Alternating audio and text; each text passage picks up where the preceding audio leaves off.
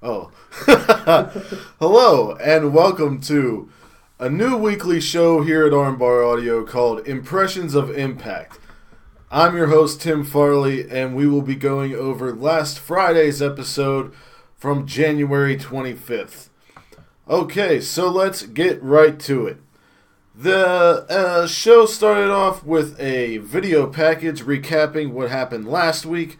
Rosemary confronting Allie in the ring. Get right to it. LAX talking The show started off Brian with Cage a running amok and trying with to a find video Johnny package Impact, recapping to what which happened last week. Rosemary and, confronting Allie Allie in the ring. Get right to it. LAX The show started off Brian with Cage a running amok and trying with to a find Johnny video Impact, package recapping to what which, happened last week. Blanchard, Rosemary and, confronting Allie in the ring. Get right to it. LAX The show started off with a running amok and trying with to a find video Johnny package Impact, recapping to what which, happened last week. Blanchard, Rosemary and, confronting Allie in the ring. Get right to it.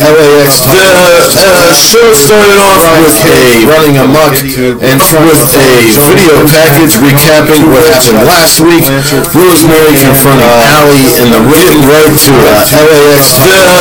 The show started off with a running amok with moves and pins in the beginning, including a handspring out of a head scissors.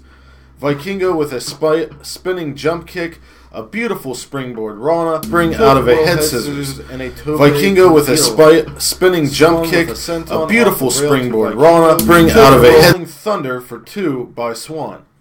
Swann slowed the pace down with a half crab. Swann looked frustrated and goes for another leg submission.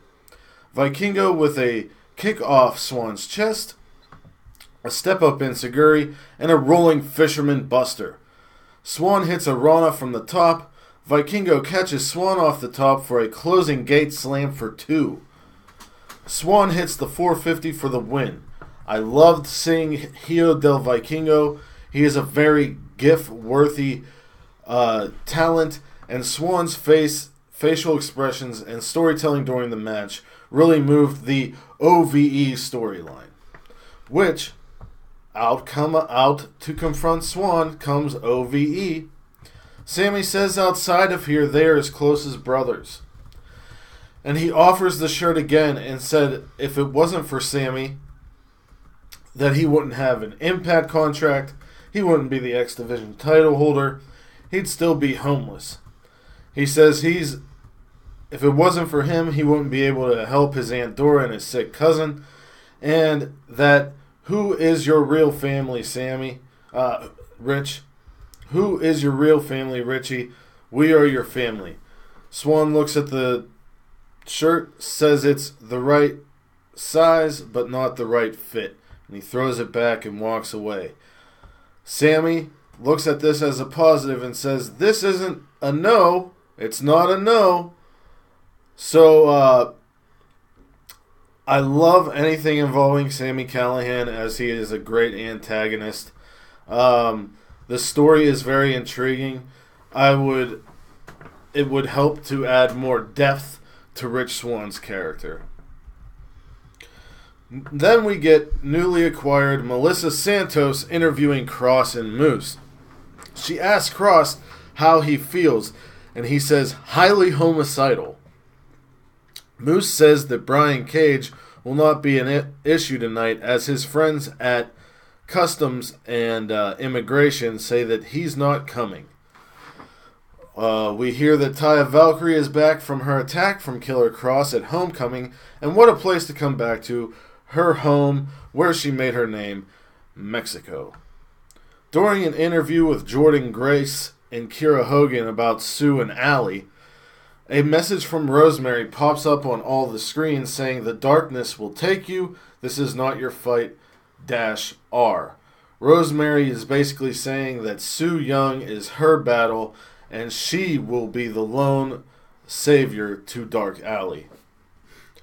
Next we get to see Taya back in action against a luchadora named Keira. There was a beautiful backbreaker by Taya. Kyra with a thunderous dropkick to a sitting Taya in the corner for 2. Beautiful trap arm Saito suplex from Taya. Knees in the corner for 2.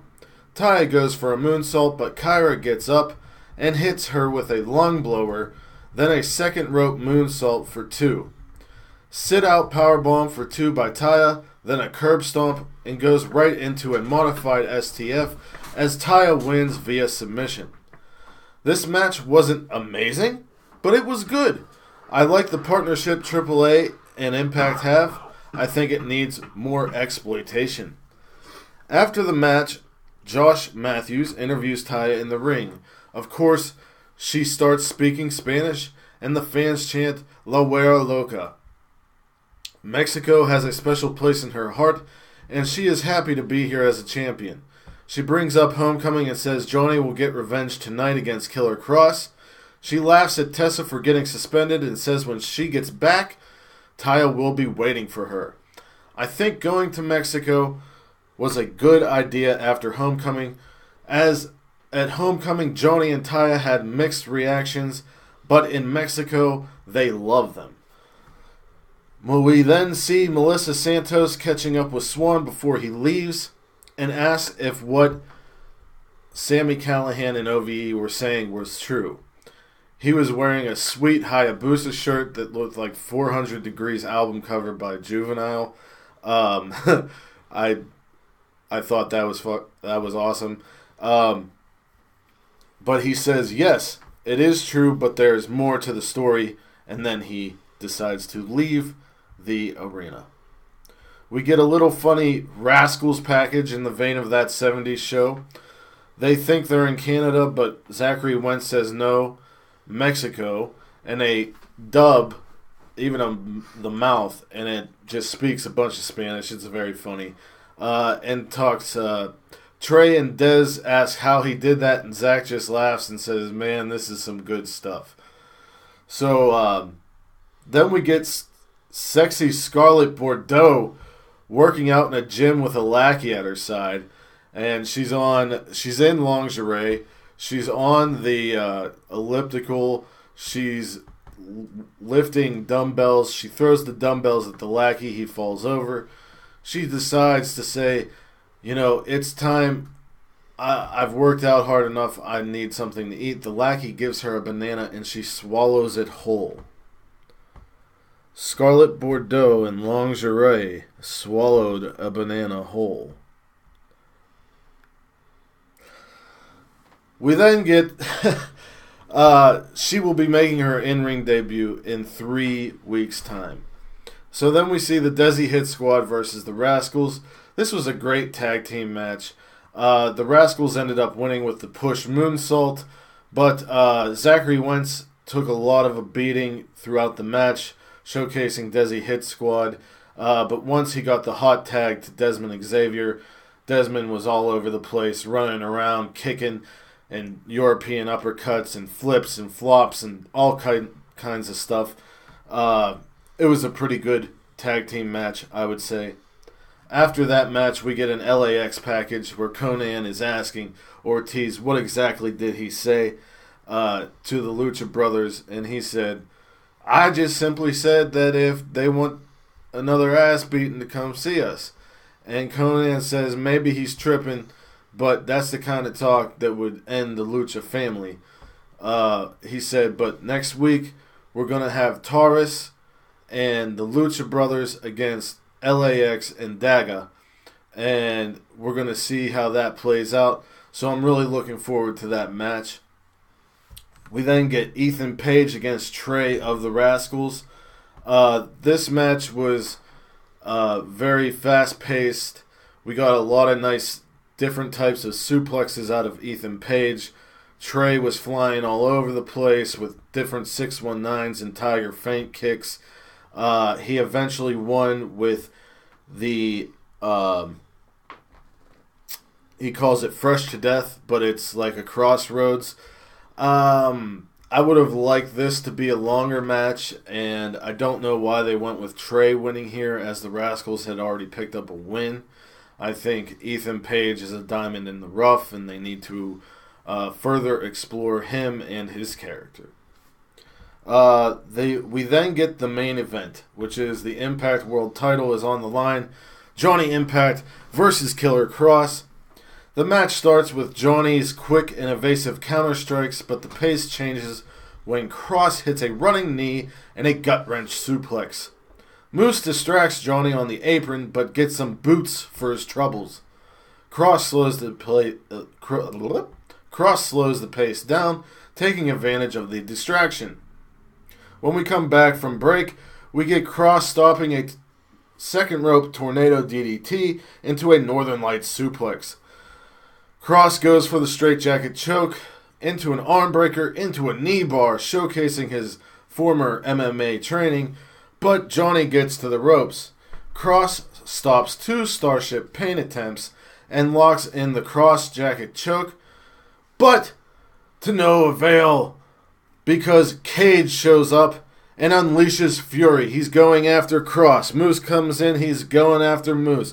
Moose and Johnny end up clearing house, and Johnny lets him know that he is the next man in line for a title shot. We get to, I thought this match was great. It furthered all of their storylines.